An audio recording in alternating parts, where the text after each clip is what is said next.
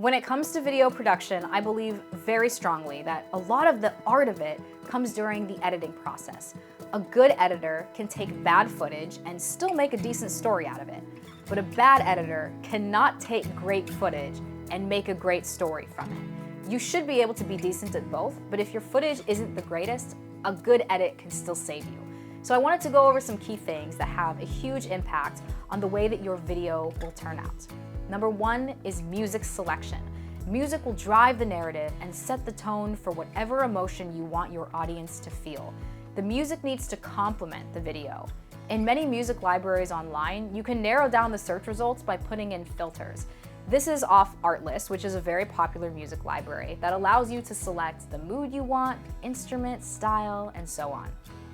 A-roll. These are your interviews, the driving sound that will literally narrate the video. The first 10 seconds are super important. That's your hook. This is what captures the audience's attention. Once you start bringing the viewer into the middle of the narrative, stakes get a little high, so it's important to choose sound bites that reveal more layers to the story to keep their attention on the story. One of the biggest challenges that editors face is deciding what stays and what goes. When you have so much good sound to work with, it's hard to decide. So what I'll do is I'll step away from the project for a day and come back and watch it with fresh eyes and ears.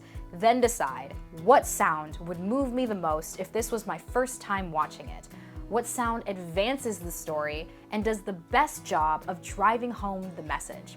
And then lastly, how do you want your story to end? Choosing that final soundbite is important because that's the overall feeling that your audience will walk away with. If you are moved by the sounds that you choose, chances are your audience will be too. B-roll. These are your visuals, anything that is not an interview shot that helps move the story forward. The details that create the story itself. So it's great to use the phrase say dog, see dog when you're choosing your B-roll.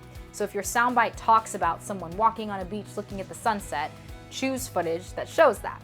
One of the other challenging parts during this editing process is that you could have shot this amazing scenery that just looks amazing, but if you don't have a soundbite that matches that, then you need to cut that beautiful shot that you were super proud of if it doesn't advance the story forward. However, that shot can still be used in a separate standalone cut to help promote this main video on social media. And practice. All of these things take time to master. Even if you've been at it for years, it's still a continuous learning process because every story is different. Find the moments that move you and the shots that ignite some sort of emotion in you. Cut different versions until you find the right one. And have fun with it when all is said and done.